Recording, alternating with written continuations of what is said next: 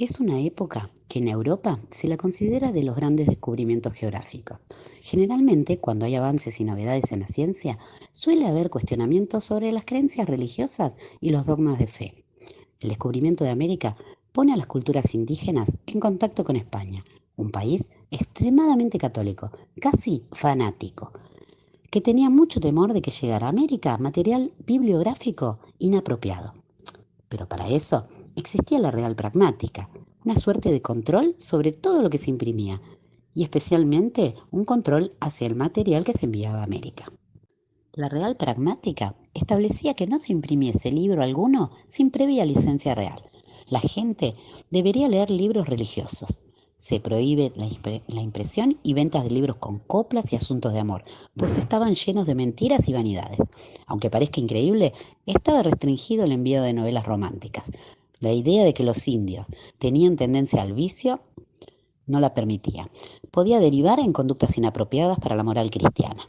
En 1531 se prohíbe el envío de libros de romances como los Amadís. A medida que entramos en el siglo XVIII, la preocupación se extiende también a los nativos criollos. En Europa se leían liberales como Montesquieu y Rousseau, que podían alentar ideales de emancipación de las colonias, no solamente poner en duda las cuestiones de fe. Para esto había otra institución de censura, el Tribunal del Santo Oficio de la Inquisición, que se encargaron de destruir miles de textos y documentos. Igual, llegaban libros. ¿De qué manera? Con el contrabando en los barcos. Así fueron llegando en los baúles de los funcionarios y además también venían los periódicos, que informaba todo lo que ocurría en Europa. La primera imprenta que llega a América es alrededor de 1524 en Nueva España, México. Luego se sumaron otras en el suelo azteca, Puebla, Oaxaca y Veracruz. ¿Y qué se imprimía? Catecismo, poco de ciencia y todo muy controlado. Los primeros libros impresos en México se los llamó los incunables americanos. Eran similares a los libros europeos en apariencia, pero diferentes en cuanto a su calidad, ya que las máquinas y el papel que se usaban en América eran de inferior calidad. Para 1580 ya tenemos la imprenta en Perú, donde se imprime un catecismo trilingüe, muy importante, en quichua, aymara y español.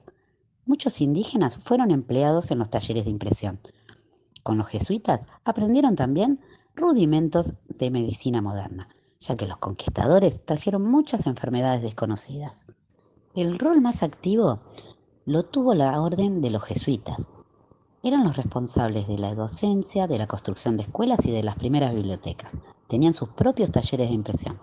Su enseñanza incluía dos cuestiones, oficios y música.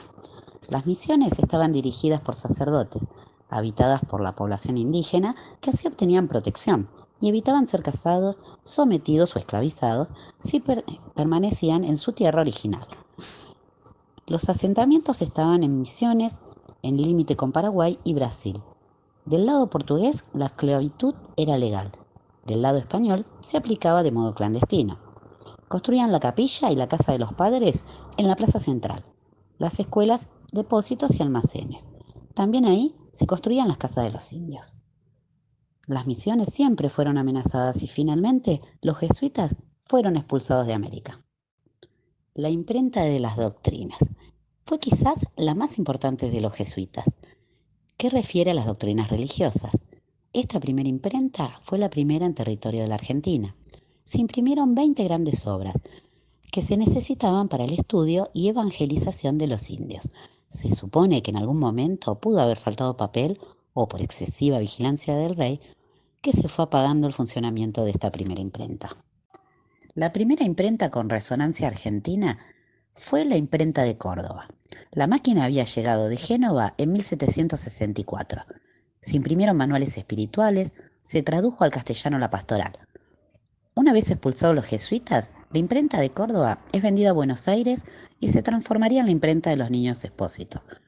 Viajó embalada en 13 cajas totalmente desarmadas y se demoró su rearmado porque tuvieron que encontrar gente que supiera ubicar cada pieza en su lugar.